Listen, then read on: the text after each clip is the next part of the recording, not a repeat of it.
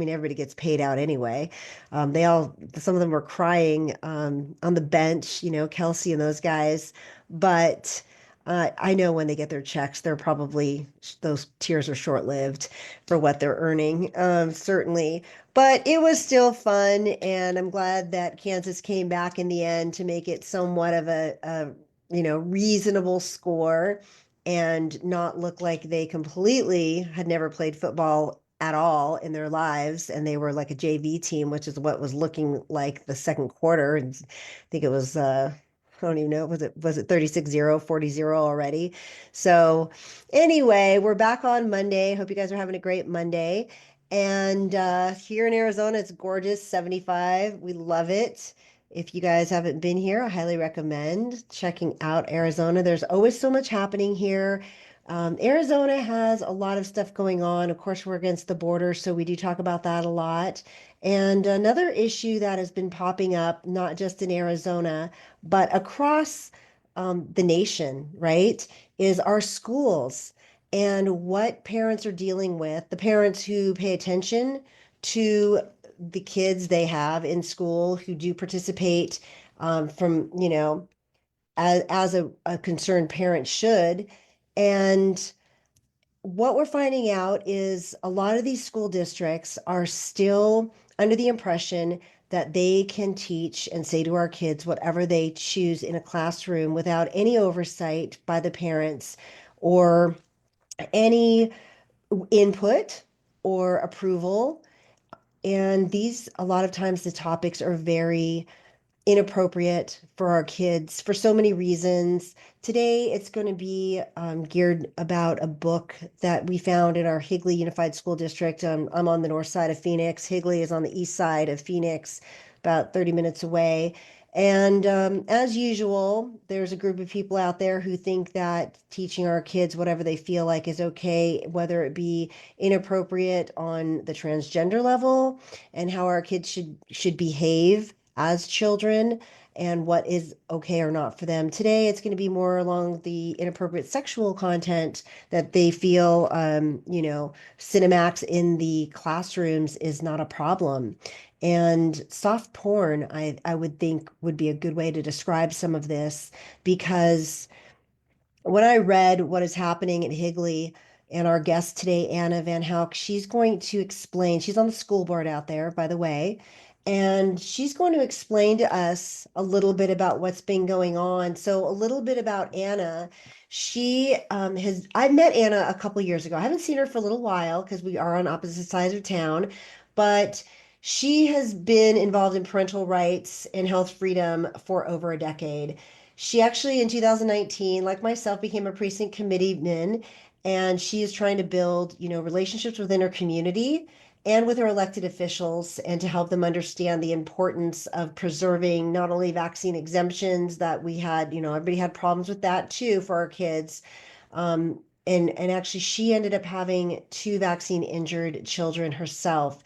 So that is a cause that she champions, I think, still today, as many parents who suffered those tragic results within their own families have had to deal with 4 years past the shots coming out and being hustled on our kids. I was fortunate with that. My kids, who are young adults now, I warn them. I do keep them very informed about what I find out and what I know. And my boys they were at the age where they could consent or not. And I did make sure that they understood if they did go see their doctor that nothing was being given to them without their knowledge and that they could 100% refuse any shot. And they did refuse those shots. So I was very fortunate in that respect. But Anna lives over in Gilbert, Arizona. I actually used to live there myself. And she relocated here in 2023 from California. So we get a lot of Californians over here, and a lot of people say, don't let Californians ruin our Arizona, or California or Arizona, I guess. But not all of them are trying to change our state to mirror what is happening under Newsom over there, which we all know is not amenable for the rest of the country, or really welcomed. We don't want any of that here. So she came and she's got great instincts as a parent, as a community leader and a member. And she won a seat on the Higley Unified School Board, which is primarily not conservative, as we see around Arizona. We have that problem with other school boards. But she's been dedicating herself to help improve things over there for those children. And so we're really happy to have her on today. I think Anna's hopefully, we think she's back there. Yeah, she is. So let's get Anna on here now. And there she is. Hey there. How's it going? Are we Great. Good afternoon. we are unmuted. Okay, perfect. So I'm gonna have you, maybe it's my volume. Let's see, I gotta turn me up. So I have not seen you in a while, probably over a year, I feel like. I think, gosh, I think you were in my LD a year ago for a meeting or longer. It's been a while. I don't know if you recall or not, but a lot is happening, right, for us here in Arizona. I didn't know you came from California, I not too long did. ago, so Well, it's glad you're been here. 22 years almost, so I escaped in Oh, time. totally misread. I said 2023. I'm so sorry. It's okay. 2003. So you're well acclimated to Arizona. So now, so you do know the lay of the land and you do know why you needed to get involved. Okay, see, there you go. And I had my readers on too. So on that. Sometimes I don't. Sometimes I pretend I don't need readers on here and in life in general, and I try to do things without them. But that was just me misreading. But No so problem. Anna, so also Anna, tell me, we're going to talk about Independent Women's Network. So I'm the co-chair for the Phoenix chapter. Christy was on last week, and she's our chapter leader. And I did not know that I know we have the article, but are you also involved in Sammy Keddington's chapter over there in Chandler? Have you? I am not involved in the chapter in Chandler, but the way I connected with Christy was because I'm also involved in the lawsuit to save our Save Women's Sports Act here in Arizona. I'm one of the parents that got involved in that lawsuit to help Tom Horn. Um, so that's kind of how Christy and I met, and they ended up submitting an amicus brief on our behalf as well. And so, with all the changes that are coming from the Trump administration, our case is still ongoing as we have two boys suing to overturn that state law. So we'll see what happens with that case, as now it's been appealed to the Supreme Court. Oh, it So has. So which of our legislators are helping with that bill? Who sponsored that? I don't remember who passed it, but I know Senator Warren Peterson, who is actually my senator here in LD 14, him and Ben Toma got involved with the lawsuit to help Tom Horn because Chris Mays refused to do her job Of and course. defend Tom Horn in the case. Isn't that shocking? So Chris Mays is our Attorney General here in Arizona. For those of you who don't know, she was elected last election and hopefully will be unelected next election next year. Is she coming up next year? One Yes, more. Yeah. 2026 will 2026. be Yeah. her term. That's right. So Abe Hamadeh had run against her or had run for this spot. Now he just became our congressman in our congressional district 8, which happens to be my district. I couldn't be more proud to have him as my congressman. And he's already doing some amazing things in DC recently. And oh, I just actually don't have it off the top of my head. He just put forth a bill. Oh gosh, I should know it too. If I think of it, I'll share it later. But he's doing amazing work. Okay. The point is, Chris Mays got in. She is aligned with Katie Hobbs, our Democratic governor. They do everything they can at every turn, including obviously this one, to work against really girls, children, our students. Ugh, I don't understand it. Never will. I expect she's a mom. If I had to guess, I'm not positive She about is. that, but yeah, I would guess she is. And so even just from a non-political standpoint, I just don't understand how parents can take the other side of any of this. And after ongoing for so many years, it was really exposed during COVID. We found out with our home learning, right? All the kids came home, mine as well. There is so much happening in our schools that we were unaware of. And I'm a very involved parent. I was a single mom for 20 years, so I was always at the schools when you were allowed to go into the schools. Remember, you could go in, you could sit, you can help. Then the lower grades, you can be there for recess or lunches, and then they sort of started cutting that off. Fourth, fifth grade, you weren't really allowed in just to visually take a look and see what's going on or show up on campus. Everything was locked down for safety reasons too. But also, I feel like they wanted to get the separation started, and they did. They were very successful. And we started finding out during COVID about some of the material that they were sharing with kids of all ages. So we're going to talk about that today. And I have so, Anna, you've not been on screen with me before, but Robert, my friend, is in the back. He's actually helping me today. He was not feeling well, so I'm shouting at Robert because he came on the last minute and he is here to help me today. But I'm doing a little of it on my own. So let's see how this goes. I want to share, first of all, what book we're going to be talking about. And this is the book. This is in Higley Unified School District. Wait, let me see if I can fix all this other stuff. Let's see. Hide that. Okay, and hide this too. All right. So it's Homecoming, the novel. It's called Homegoing.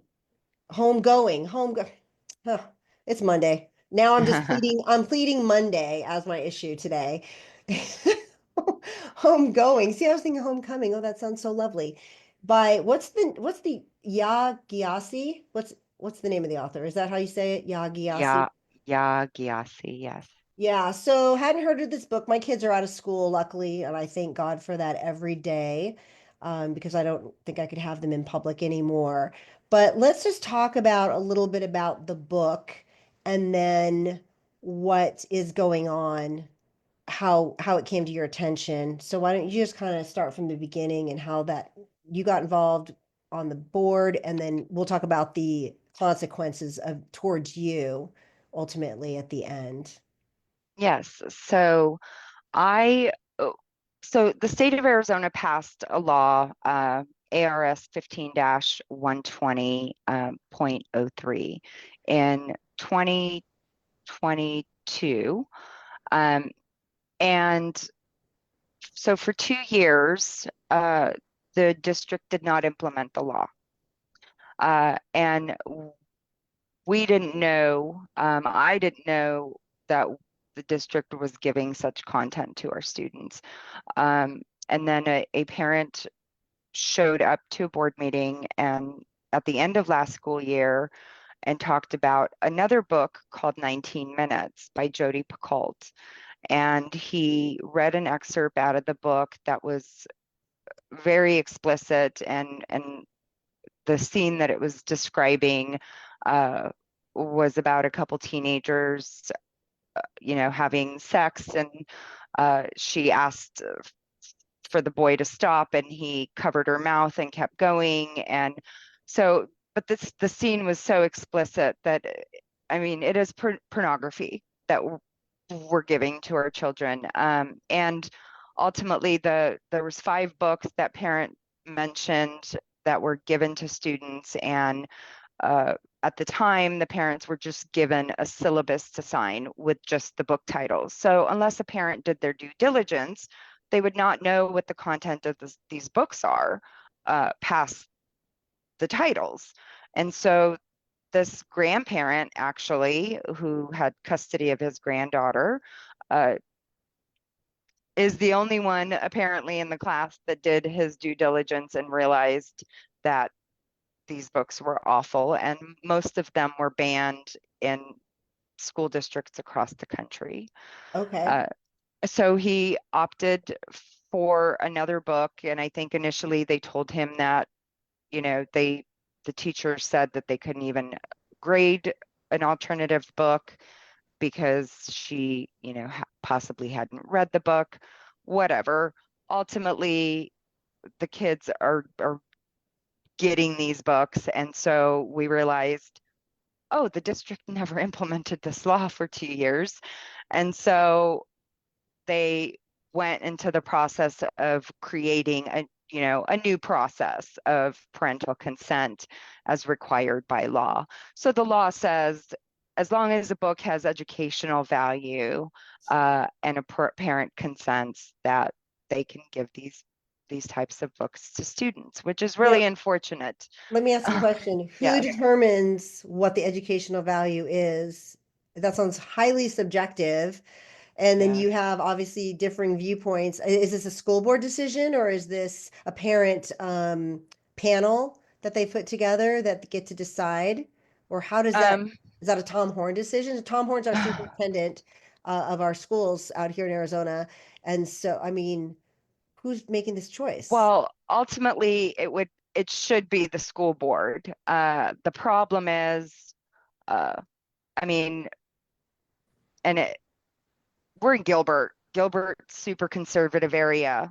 And unfortunately, a lot of parents don't do their homework on the school board candidates because there's not an R or a D behind their name. So it's hard for Right. parents to understand uh, which candidates that they should support during the elections.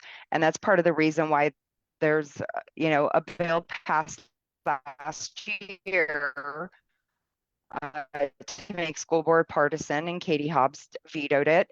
And the same bill has been introduced this session, legislative session.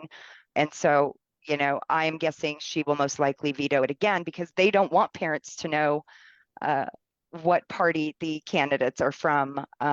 And, you know, certain individuals uh, in my community at least will claim that, I want to dismantle public education when in fact my intention is to, uh, let's fix the problems because we're continuing to see a huge decline in our enrollment. We're losing kids left and right.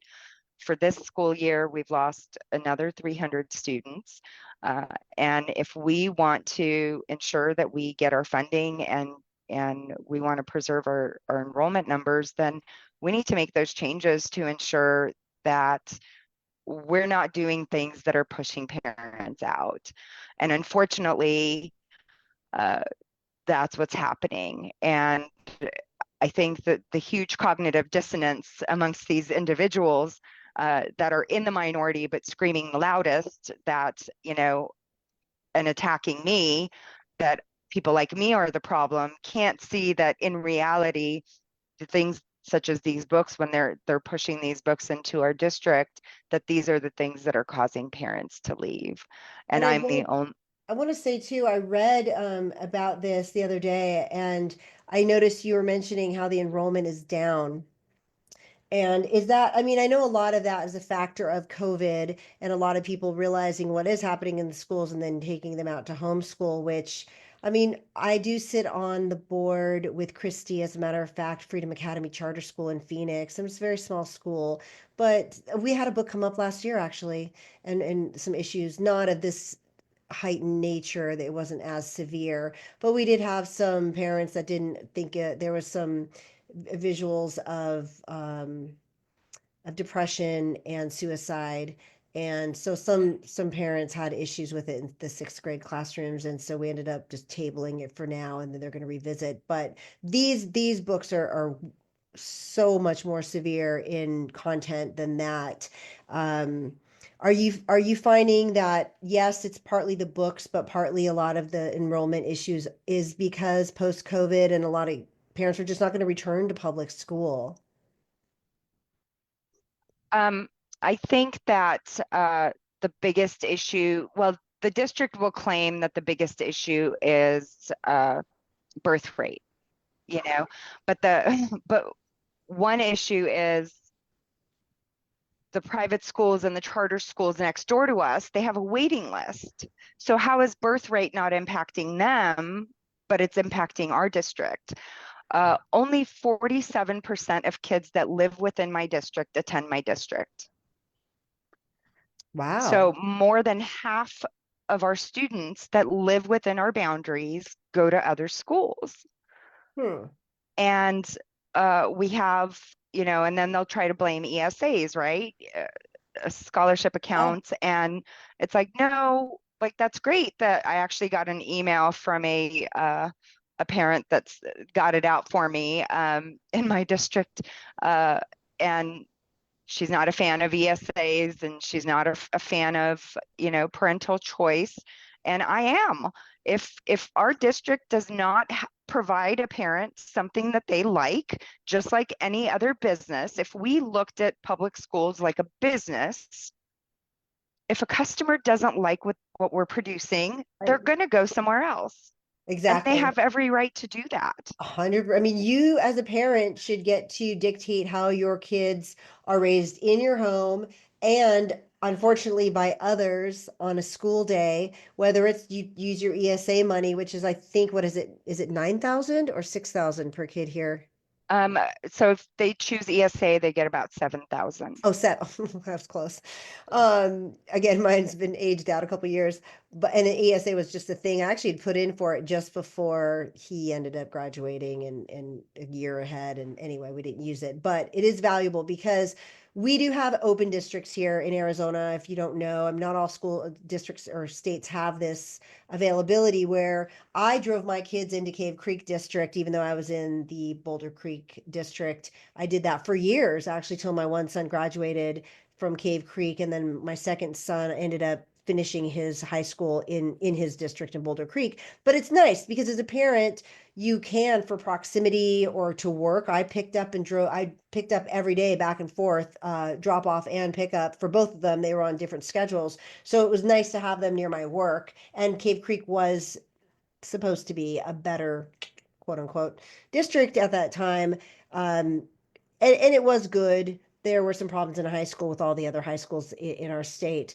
But it's very important that parents have the autonomy to do with their kids what they think is best and give them the best education for them, whether it's public, private, charter, Montessori, whatever the homeschool, whatever the case may be, right?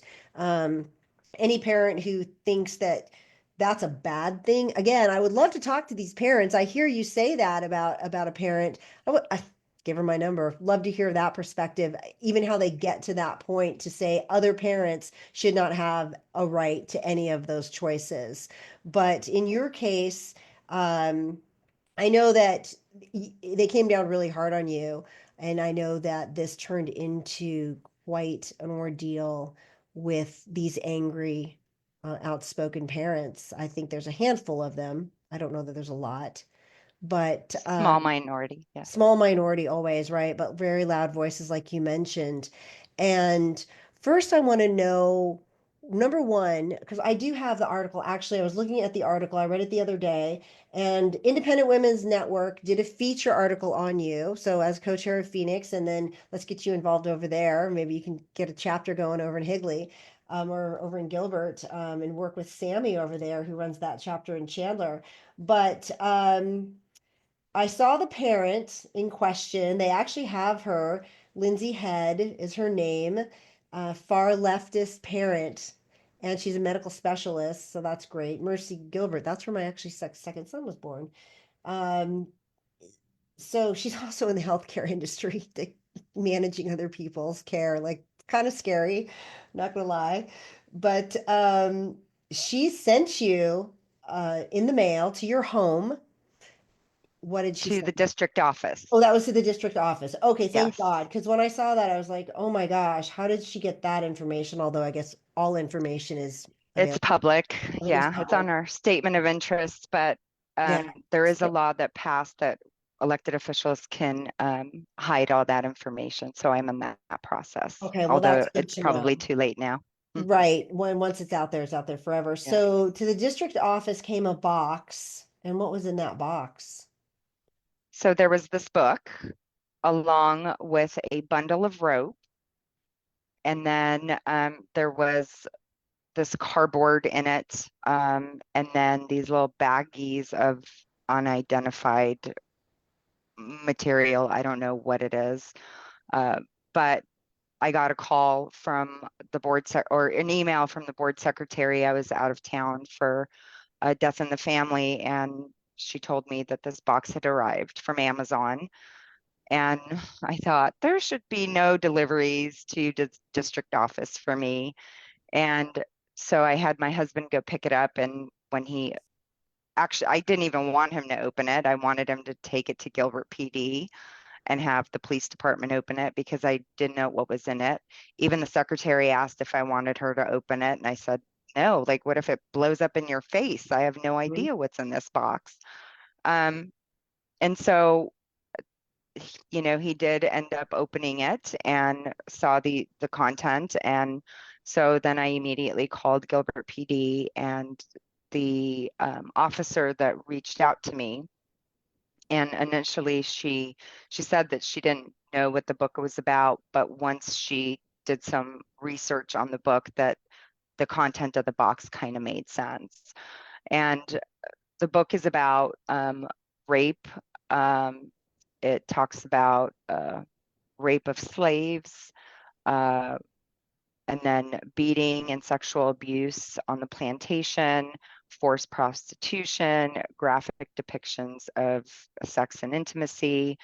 Um, and I believe there was a lot of mention of the N word, which, these kids are reading those words, and then if they say it out loud in school, they get suspended.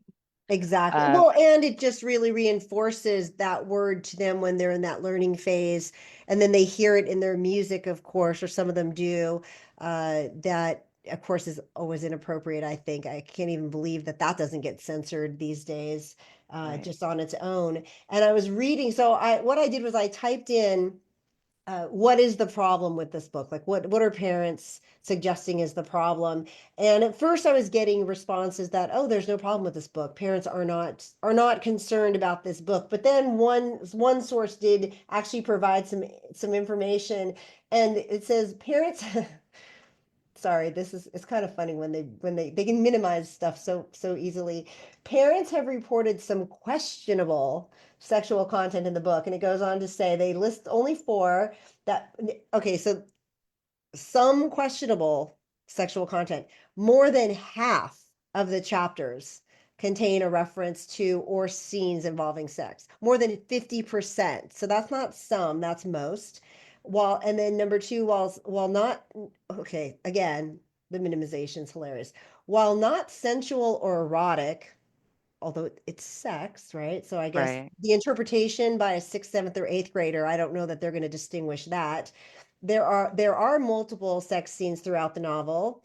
Also, one scene depicts a character being forced to have sex with their partner, and the third person is there, um, you know, uh, also participating in ways it, it's unbelievable that we're even talking about this in our schools.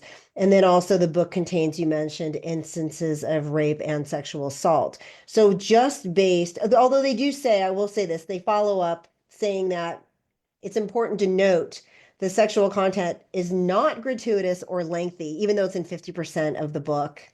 So I don't know what they think is lengthy, maybe more than two sentences here or there. And most mentions are very brief, just, oh, here, there, just a single line or less than a paragraph. So I guess that's their barometer for what a lot or not a lot is. But parents should also be aware the book contains other mature themes, including, as you mentioned, racism, slavery, violence, and drug abuse, which all in itself is things our kids see, but putting it in front of them on a silver platter to absorb and then have a discussion on and really take in. I agree. I don't think we should be doling this out to our kids freely. There's too much of it already pervasive in our society without handing it to them every day they go to their school to read.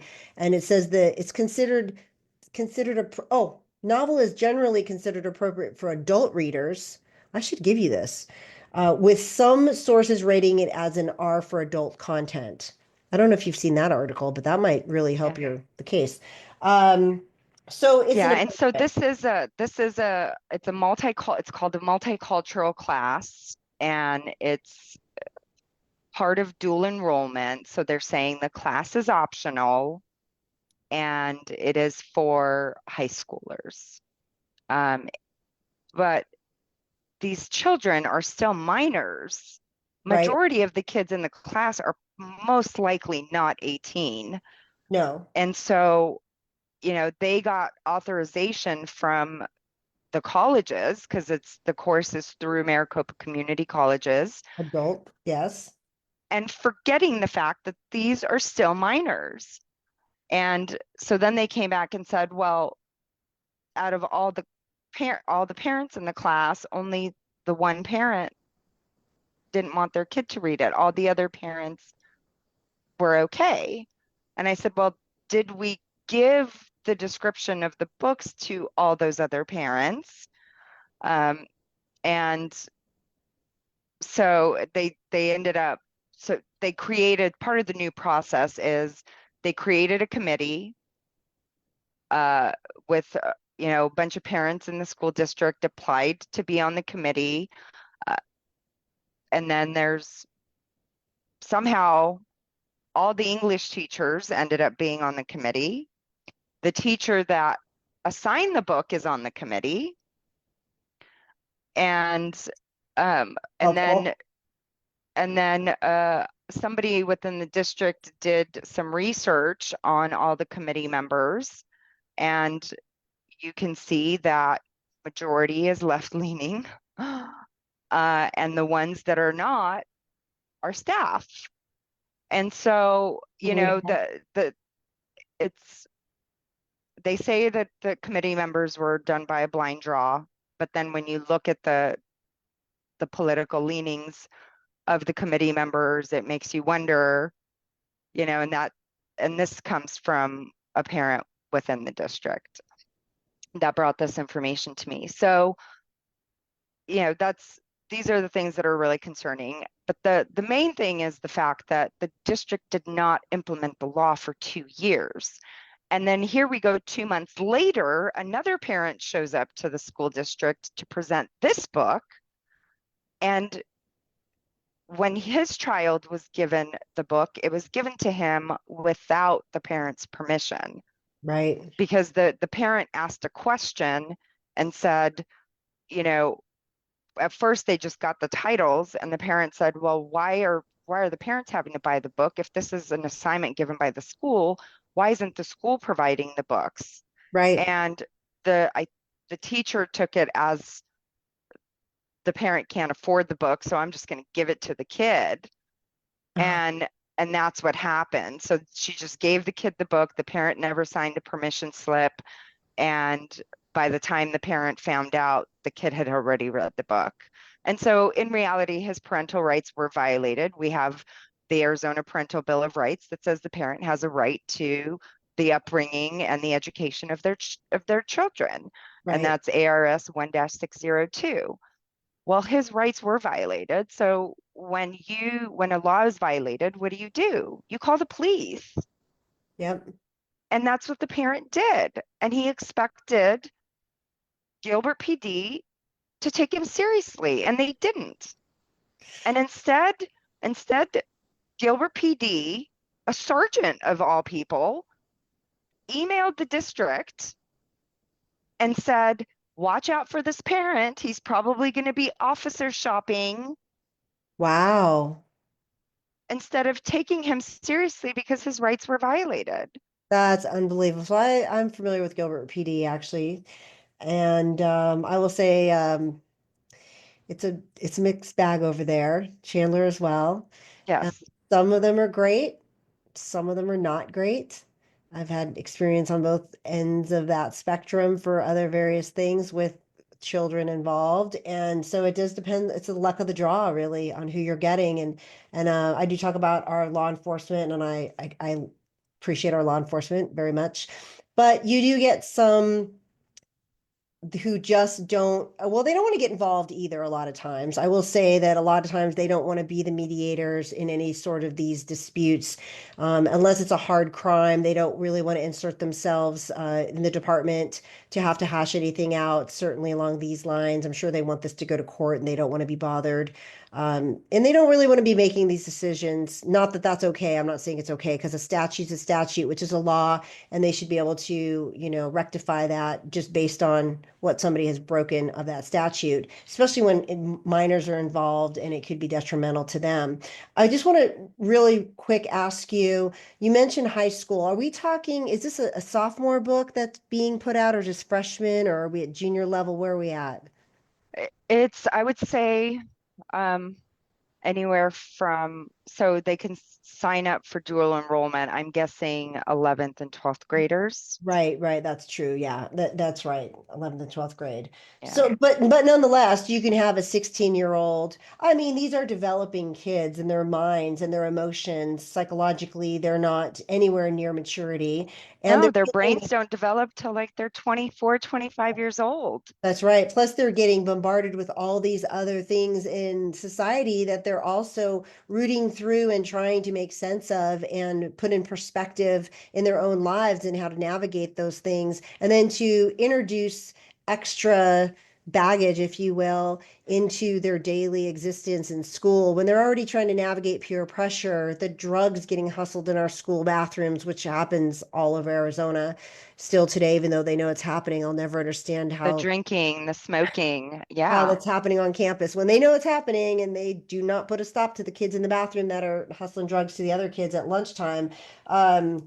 So I mean, these are problems that our kids should not be facing. These are not subjects that, unless you're sitting home with your mom and dad, I don't think, you know, the explicit scenes of sex and rape should be introduced, certainly at this age of young navigation in these minds that are trying to wrap their head around all this other the other issues society brings to their doorstep.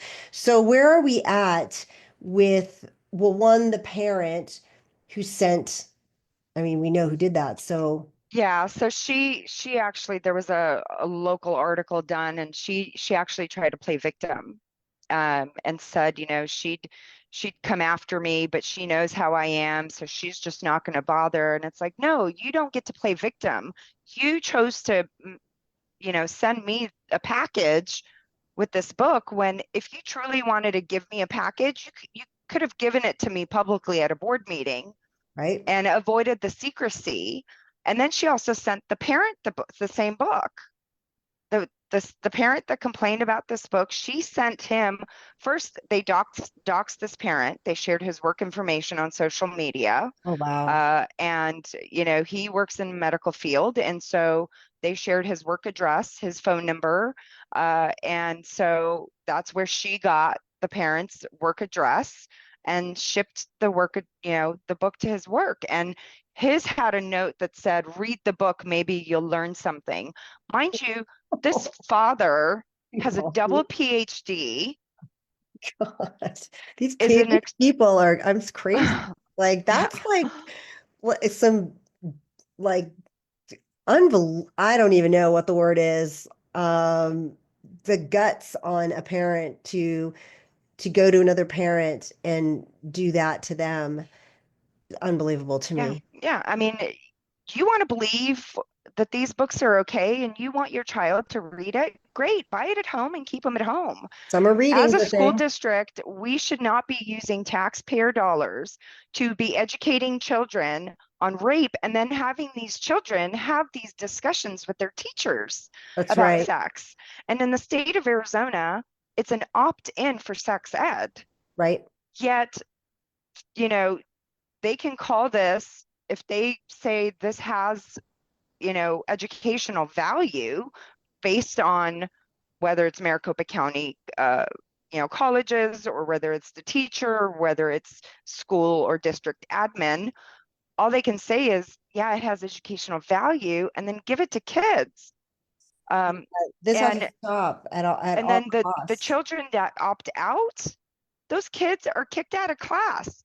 Right. After attendance, those kids that opt out are being forced to leave the classroom and go self-educate in a different room because they can't be in a room in the classroom because they're talking about the book Right. several And times a week. sequestered, and they're sequestered, and then that makes them feel awkward. So the kids don't want to say, "Oh, I don't want to learn," because Well, and then they're picked on because their exactly. parents have opted them out. These teachers and the schools are pretty much putting a target on these kids' That's right. backs, and Yes. then they're the ones getting bullied. That's, I was going to say, it does put a target on the kid's back and it makes them feel more ostracized. I mean, again, we're talking high school people. I don't know, it's been a while for all of us, but I still remember my high school days. Um, Kids can be awful. kids are awful to other kids. I mean, that's just a Yes. part of growing up. It's their way of figuring out who they're supposed to be hanging out with, the whole cool kids or not cool kids or the sports or the whatever. And then to throw a wrench in it by making the parents choose their child to be the odd man out, so to speak, if it's one or two or three or five kids out of 32, is just also so unfair on that level to our kids, because you're already putting them in this tenuous situation, learning about ridiculous subject matter that has no place in our schools, certainly. And I mean, sex education, one thing, although I still think that they start that too a little too young. I know why they do it, but I still don't agree with it. And we did it. We opted into when we were in eighth grade, right? We split our classrooms. Well, back then they split the classrooms. I don't know Yeah, if we don't have it. Most Arizona schools do not have sex ed. so. I grew up in Oregon, so we did back then. Yeah, This is back they way do back. in those states. Yes, Yeah, yes. But in Arizona, if they do, I know Scottsdale just started looking into curriculum, but it's all opt-in. And right, so, luckily we don't have that. There's organizations such as Planned Parenthood that are truly been pushing for years to get into every school. right, Uh, but that's a parent's role. That's not the school's role. Um, but aside from that, it's the extent that people will go to push their beliefs onto other right. people is just Problem. absurd. And Uh, it's a problem because it's an infringement on other people's, rights. We talk about our sovereign land and our borders, geographically, but everybody has their personal borders, right? And as a parent, inside your footprint of your house, inside your walls, and you have your family unit, that is your sovereignty area. That's your little world, so to speak, your nation, and you should get to decide how your citizens of your nation, right? Your kids are brought up and what they're taught and the morals, the guidelines that they're given and through for their lifetime, because this is what they're going to do. They're going to take what they learn now, whether it's in the school or sometimes homes that are not great for our kids either. But then happens, when they're 20, 30, their kids are still dealing with what issues they've received as young children. I wanted to ask too, what the school, well, I know where the school is. You guys, it's pretty liberal over that side of town.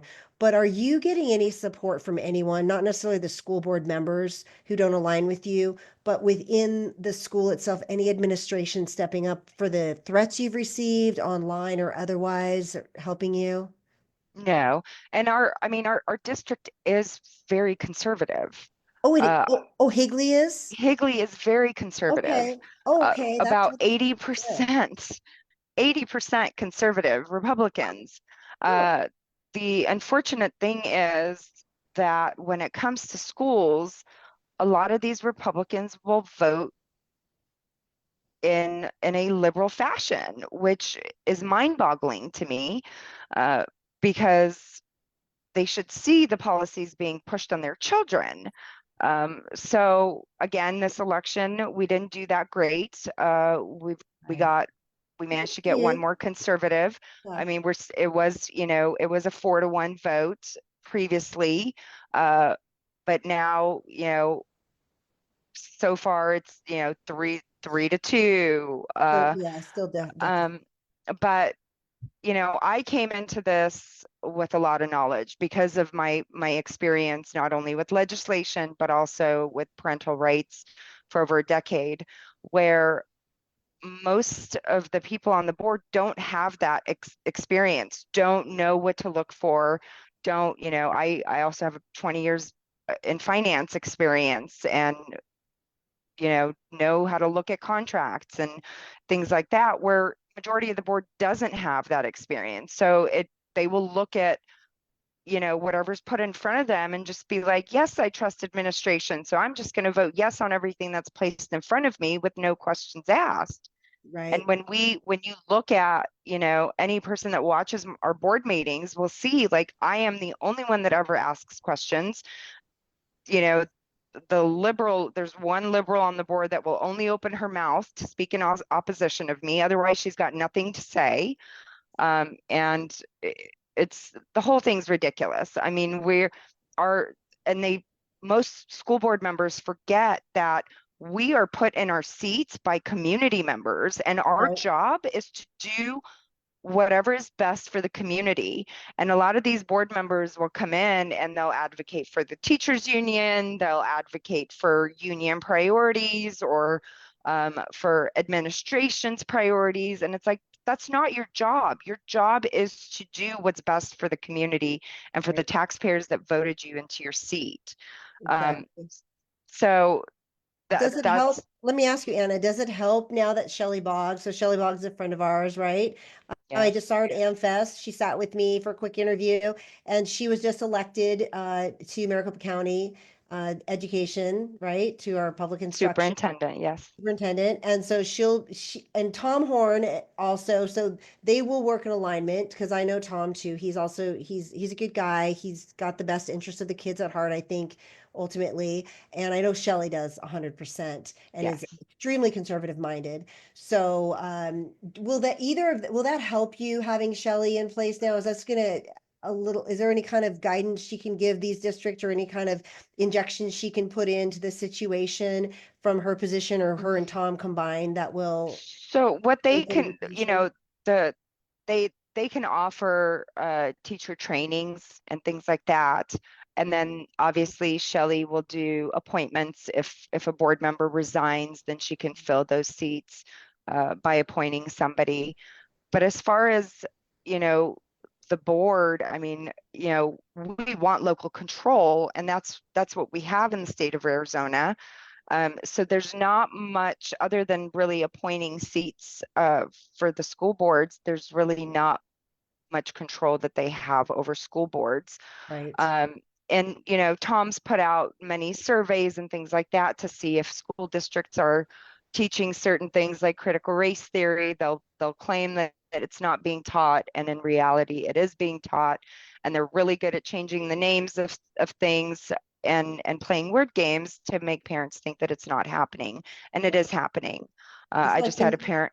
yeah, it's like uh, them minimizing just what I read earlier. They use the words and they downplay everything to make it sound less than what it is, and right, bait and switch really is what they do, and hope that the absolutely. parents are just too busy, too tired, or too uninvolved to really know what's happening to their kids in school. And we know that if we don't get involved at the level of school age, and a lot of parents do have, challenges with time and giving their kids time because a lot of parents these days are working more than one job or a one parent household and kids are switching back and forth. So there's already that added challenge of just keeping the kids on a kind of just a nice basic track of life with consistency in those challenges of life, let alone throwing them into the school where we have these radical left educators, other parents who think that they're in charge of everyone else.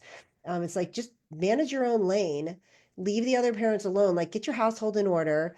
And that should be enough for you. You don't need to cross over into anybody else's business. That's part of the problem is ideologically, I mean, it's okay to share your opinions. We're all for that, right? Free speech and all. But when you start trying to infringe on other people's rights, especially with their minors, that and then California, they just passed the 48-hour, I think they passed. And then Washington State, I heard this morning, they're putting it in for a vote. They're doing the same. They want parents uninvolved for first 48 hours. They want to have the subjectivity to keep them out of the loop unless it's an emergency. Again, I'm not sure who decides if something happens to my What's an child. emergency? Yeah, Yeah, if something happens to my kid and they're not with me and they were in school, I mean, everything's an emergency.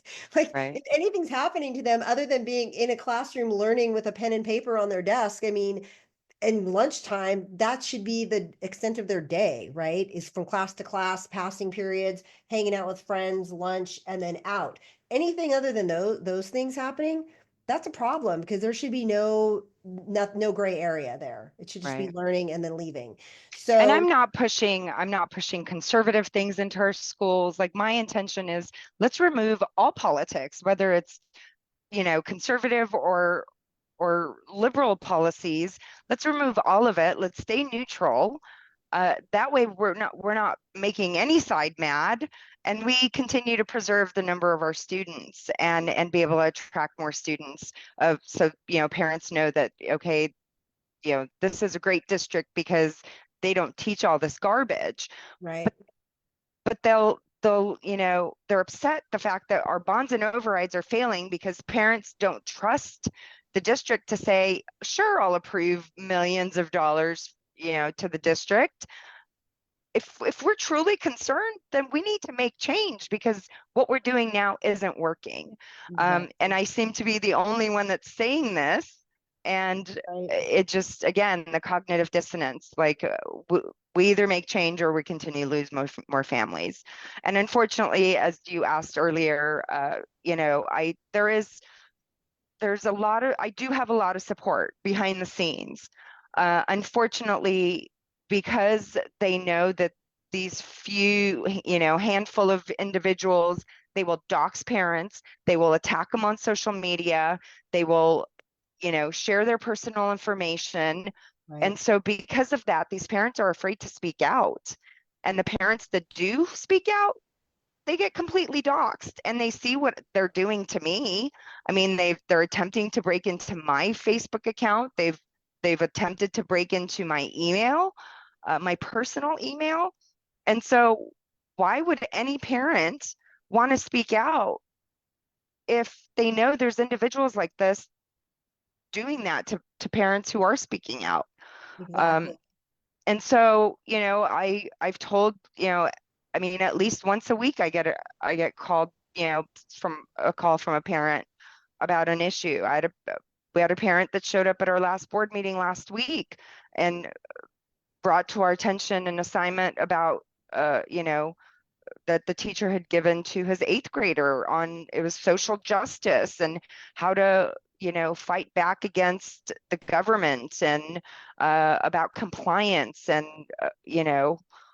it, I mean, and so I said, how does this fit within our state standards? And, they sent information from the state, and apparently it is part of Arizona state standards to teach kids on how to be revolutionaries and, Well, there you have it. social justice warriors.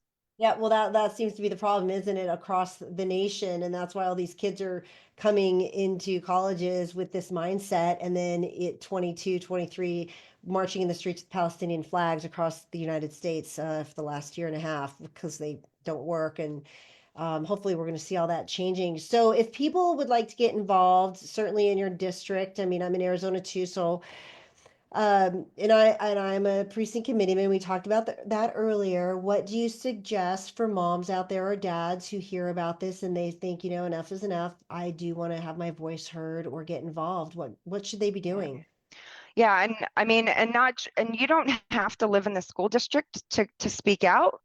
So, uh, you know, they've for the longest time had, have groups that travel, part of the union that travel from district to district and speak out. So you don't have to live in any district to show up and speak out. Um, and so you look up the district websites, whatever districts out there that interest you, and you can look up the board meeting dates and times, and show up and speak. And you can email the board, all the board members, you can email the superintendent. Uh, we all pay taxes, and those taxes are then dispersed amongst every school district within the state. So as a taxpayer, you have a right to speak out. Um, and And should, no matter the issue, absolutely. And I think most importantly, pay attention to school boards. Yes, we are like the lowest level of government, but this is where it truly matters because our kids are involved right? and what they're learning is important because their brains are being molded and and the impact that that has on them in their adult life is important. And a lot of parents think, well, I've already pulled my kids out. My kids are homeschooled, or my kids go to private school. Well, your children have to grow up with these people that are in public schools, and not every parent has the luxury of pulling their kids out in homeschooling or Right. private schools. Even with ESAs, it's just still not enough. So we need to do what we can to ensure that our school districts are doing what truly is best and providing the best education for these kids. Right. And education is the key word. You said it. I mean, reading, writing, arithmetic when we grew up, I mean, that still should be the focus in every single school district of any level, charter, public, Montessori, it should really be the basics. I mean, our kids can't read or write. Nobody knows cursive anymore. And when I write my kids' notes sometimes in cursive, I mean, they can. They were actually the last class. My younger son was the last class who was officially taught cursive at Boulder Creek here. And so after that, they stopped doing that. And I mean, I always say, what happens when the computers shut down or the grid goes down and we all have to Mm. hand write things? I mean, it could happen. It might be bound to happen in our lifetime for sure.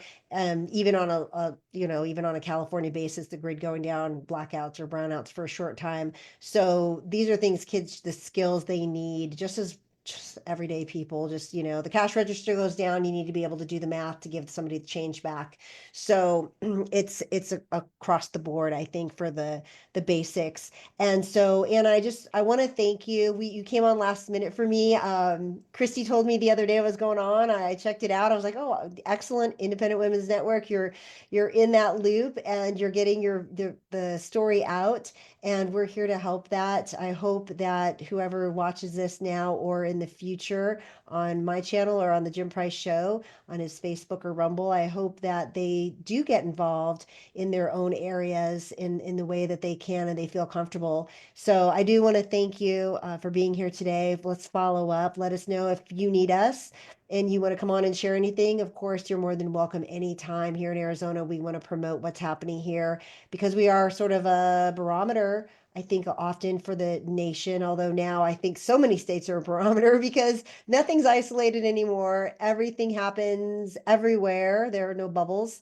And these kids are being subjected to so many negative um, thought processes, really, that we're giving them, that we need to try to at least put a stop to it whenever possible in any capacity we have. And yours is on a school board. So look at your school boards, find out where your legislative district is, and get involved as soon as possible because the country Yeah. is going in a different direction and we got to rein it back in with President Trump. So I'm going to let you go. So, And thank you. And we need more school board candidates. So if 100%. you are tough enough and got the spine and the thick skin and think that you might want to run, they can reach out as well, and I can direct them to where they can get more information. Perfect, perfect. Well, we really appreciate that. And I will check up with you in a little bit. Hopefully we'll run into each other here in town.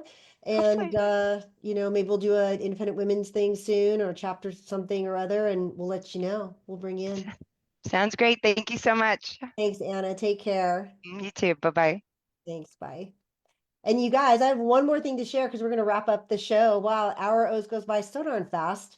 Good and bad to that. So what I have here is look what we're going to finish up with our wonderful president of our country. I don't know if you guys can see this or I don't know. I can see my bar. I don't know if you can see it or not. Anyway, this is what's going on the last 3 weeks. Today's the third week of the administration under Trump. And this is what our taxpayer money politicians have given to foreign countries in the last 4 years.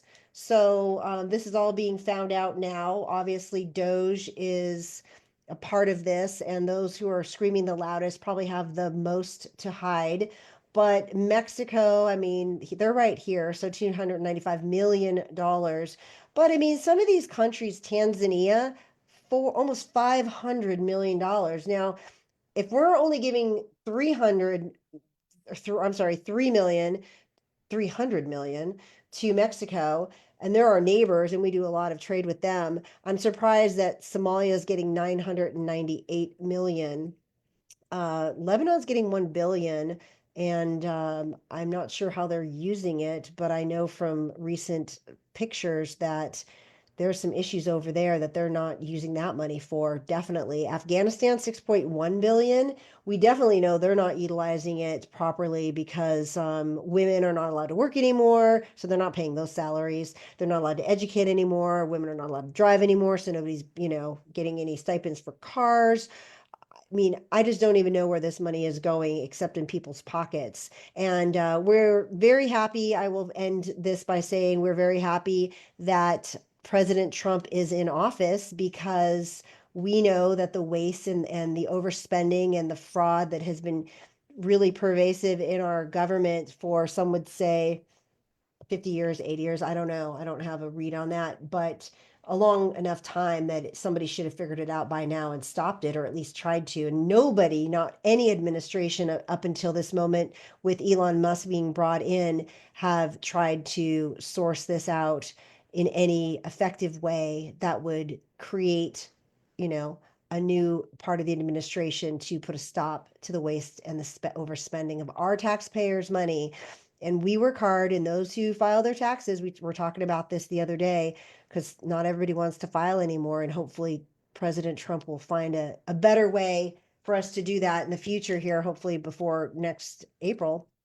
Uh, but until then, you are paying your taxes. They're coming out of your paychecks. You don't really have a choice if you're employed around the nation. And so any of your money going to these countries without any accountability whatsoever is absurd, first of all, and unfair.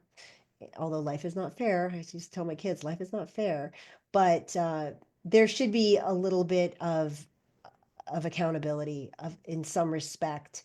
Nobody's going to get receipts. Certainly we won't, but our government should be allowed to. And what Trump is doing now, he's getting denied by the courts and three different judges now who won't let Elon, open all the treasury books. Wonder what's in treasury. I wonder what they're hiding, where the money is hidden. So can't wait to see how that unfolds. I'm sure they're going to eventually steamroll right over those judges, and we will have some answers of accountability in the Department of Education, as we have. I'm sure Veterans Administration will be opened up pretty soon, and our homeless vets. Other than the 6.5 million that the Trump reallocated last week from the Pride budget, he actually donated to the Homeless Veterans Society 6.5 million last week. So he's definitely going in the right direction for citizens in America, as he is sending the non-citizens out of America rapidly. And whether it's at Guantanamo, holding them until they take their repatriation flights, or whether he puts them, I say put them in Rikers. I mean, so they want them in America. They want them to have their counsel. They're all worried about the due process for the people who broke our laws upon entry. So that's fine. There's a bunch of supermaxes around our country. I say put them in there. Or I don't know, the J6 prison is empty now, so we can put them in there as well. And I hear that those conditions are horrific. So I would say, um, you know, do something other than what's been done. And President Trump, we thank you. This is Patriot_Mom 007. You can find me on all the channels, and we will see you back again tomorrow when Jim Price is back for his show. So thank you for tuning in, and we'll see you then.